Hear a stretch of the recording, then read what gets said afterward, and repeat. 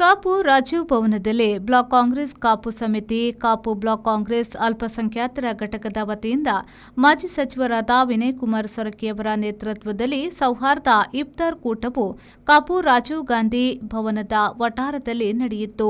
ಇಫ್ತಾರ್ ಕೂಟದಲ್ಲಿ ಭಾಗವಹಿಸಿ ಮಾತನಾಡಿದ ಮಾಜಿ ಸಚಿವ ವಿನಯ್ ಕುಮಾರ್ ಸೊರಕೆಯವರು, ಕಾಂಗ್ರೆಸ್ ಪಕ್ಷವು ಸರ್ವಧರ್ಮ, ಜಾತಿ, ಸಂಸ್ಕೃತಿಯನ್ನು ಗೌರವಿಸುವ ಪಕ್ಷವಾಗಿದೆ.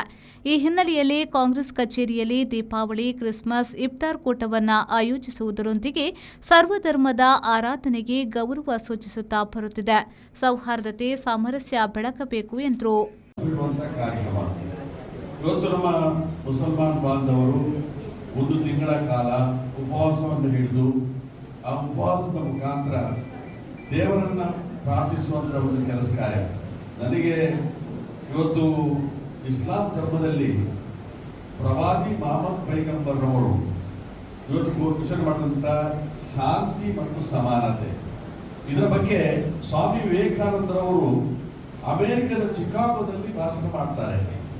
ಇವತ್ತು ಹಿಡಿಯರು ಕರಿಯರು ಅನ್ನುವಂಥ ಇವತ್ತು ಅಮೆರಿಕದಲ್ಲಿ, ನನ್ನ ದೇಶದಲ್ಲಿ ಇವತ್ತು ಮೇಲು ಕೀಳು ಅನ್ನುವಂಥ ಭೇದ ಭಾವ ನನ್ನ ದೇಶದಲ್ಲಿ ಕಾದಿದ್ದೇನೆ ಅನ್ನುವಂಥ ವಿಚಾರವನ್ನು ಸ್ವಾಮಿ ವಿವೇಕಾನಂದರವರು ಅಮೆರಿಕದ ಚಿಕಾಗೋದಲ್ಲಿ ಸರ್ವಧರ್ಮ ಸಮ್ಮೇಳನದಲ್ಲಿ ಉಲ್ಲೇಖವನ್ನು ಮಾಡ್ತಾರೆ.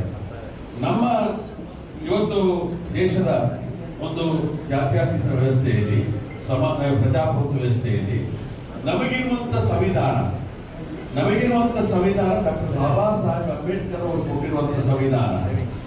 ಆ ಸಂವಿಧಾನ ನಮ್ಮ ದೇಶದ ಎಲ್ಲ ಜನ 140 ಕೋಟಿ ಜನರು ಕೂಡ ಒಟ್ಟು ಸೇರಿಸುವಂತ ಒಂದು ಸಂವಿಧಾನ ನಮಗೆ ಕೊಟ್ಟಿದ್ದಾರೆ. ಪ್ರತಿಯೊಬ್ಬರಿಗೂ ಕೂಡ ಸಮಾನವಾದಂತಹ ಹಕ್ಕುಗಳು ನಮಗಿದೆ. ಇಂತಹ ಸಮಯದಲ್ಲಿ ನಾವೆಲ್ಲರೂ ಕೂಡ ಇವತ್ತು ಕಾಂಗ್ರೆಸ್ ಪಕ್ಷ ಕೂಡ ಅದೇ ರೀತಿಯಲ್ಲಿ ನಾವೆಲ್ಲರೂ ಕೂಡ ಪರಸ್ಪರ ಪ್ರೀತಿ, ವಿಶ್ವಾಸ, ಸೌಹಾರ್ದತೆಯಿಂದ, ಸಾಮರಸ್ಯತೆಯಿಂದ ಬದುಕನ್ನು ಕಾಣುವಂತ ಅವಕಾಶಗಳಾಗಬೇಕು.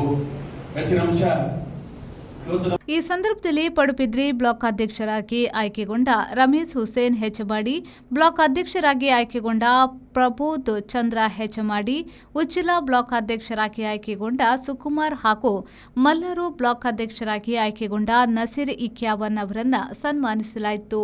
ಇದೇ ವೇಳೆ ಕಾಪು ಬ್ಲಾಕ್ ಕಾಂಗ್ರೆಸ್ ಸಮಿತಿ ಅಧ್ಯಕ್ಷ ವಯಸ್ಸುಕುಮಾರ್, ಯುವ ಕಾಂಗ್ರೆಸ್ ಸಮಿತಿ ಅಧ್ಯಕ್ಷ ಮೊಹಮ್ಮದ್ ನಿಯಾಸ್, ಜಿಲ್ಲಾ ಅಲ್ಪಸಂಖ್ಯಾತ ಘಟಕ ಅಧ್ಯಕ್ಷ ಶರ್ಫುದ್ದೀನ್ ಶೇಖ್, ನವೀನ್ ಚಂದ್ರ ಸುವರ್ಣ, ನವೀನ್ ಚಂದ್ರ ಜಯಶೆಟ್ಟಿ ಹಾಗೂ ಮತ್ತಿತರರು ಉಪಸ್ಥಿತರಿದ್ದರು.